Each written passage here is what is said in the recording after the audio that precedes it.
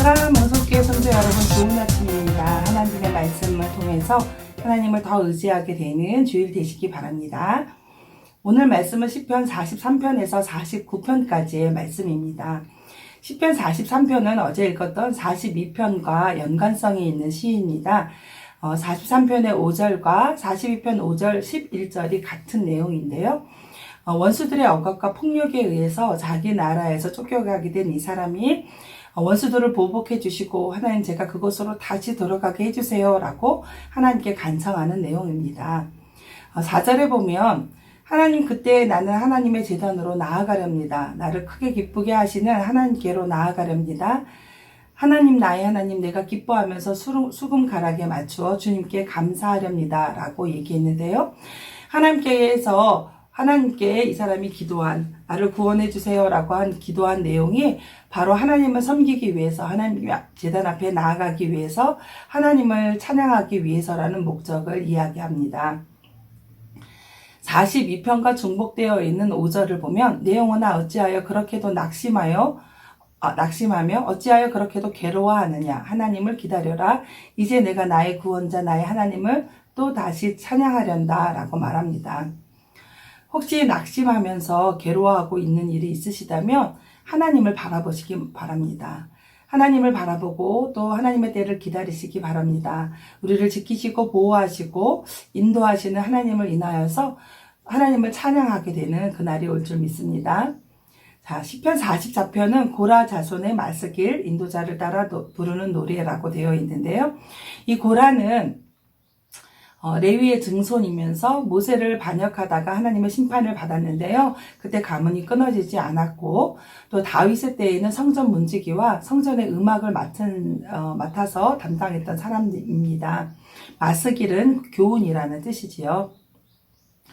과거 이스라엘에게 하나님께서 베푸신 구원의 일들을 이야기하면서 지금 원수들에게 조롱당하는 상황에 있는 이 이스라엘을 그때처럼 다시 구원해 주십시오 라고 이야기하는 것이고요. 그리고 어려운 상황이지만 하나님을 배반하지 않는 이 이스라엘을 회복시켜 달라는 그런 내용입니다. 6절과 7절을 보면 내가 의지한 것은 내 활이 아닙니다. 나에게 승리를 안겨준 것은 내 칼이 아닙니다. 라고 하면서 자기의 소유와 능력과 힘을 의지했을 때가 아니라 하나님을 온전하게 의지했을 때 우리를 구원해 주셨다라고 고백을 합니다. 사랑하는 성도 여러분, 우리도 우리의 힘, 우리의 지식이나 우리의 지혜나 능력이나 부와 또 경험들을 의지할 때 우리는 성공할 수가 없고요. 우리가 원하는 일들을 이루어갈 수가 없지요. 오직 하나님만 의지할 때 하나님께서 함께하여 주시고 하나님께서 이루시기 때문에 하나님을 찬양할 수 있는 날을 하나님께 영광 돌릴 수 있는 날이 오리라고 믿습니다. 자, 시편 45편은 왕의 혼인을 위하여서 쓰여진 시입니다. 소사님이라고 되어 있는데요. 6개의 줄이 있는 현악기를 말한다고 합니다. 왕과 왕의 신부가 혼인 예식을 하는 내용이 들어있고요. 그 왕이 혼인한 그 나라가 영원할 것을 이야기합니다. 이 시는 교회를 아내로 맞이하는 신랑으로서 영원한 나라를 건설하시는 예수 그리스도를 표현하는 시입니다. 6절과 7절은 신약성경 히브리서 1장 8절에서 9절에서 인용되면서 예수님을 소개하는 구절로 사용되었습니다. 왕이신 예수님을 신랑으로 모시는 교회된 우리는 이 시를 읽고 묵상할 때마다 예수님에 대한 순결한 사랑으로 또 감격으로 충성된 마음으로 이 시를 읽어야 합니다. 시편 46편은 알라못에 맞춘 노래라고 되어 있는데요. 이 알라못은 처녀들의 성대처럼 쨍쨍하고 분명한 고음부로 노래하라는 그런 표시입니다. 46편의 역사적인 배경은 히스기야 왕 때 사네립이 이스라엘을 침공했을 때 이야기입니다. 1절에 하나님은 우리의 피난처여 힘이시니 환난 중에 만날 도움이시다 라는 이 선언이 시편 46편 전체의 내용에 해당이 됩니다. 하나님이 힘과 피난처, 도움이 되셔서 대적을 물리치시고 하나님의 나라를 굳게 세우신다는 내용이지요. 10절에 우리가 다 아는 말씀이 나오는데요. 너희는 가만히 있어 내가 하나님됨을 알지어다. 내가 문나라 중에서 높임을 받으리라. 내가 세계 중에서 높임을 받으리라. 아멘. 하나님이 스스로 하나님됨을 드러내시고 나라와 세계 중에서 높임을 받게 된다고 말씀하고 있습니다. 이 말씀은 지금 우리가 살아가고 있는 이 땅에 이 시대의 사람들이 이 말씀이 그대로 이루어진 것을 알고 볼 수 있도록 속히 이루어지기를 간절히 기도합니다.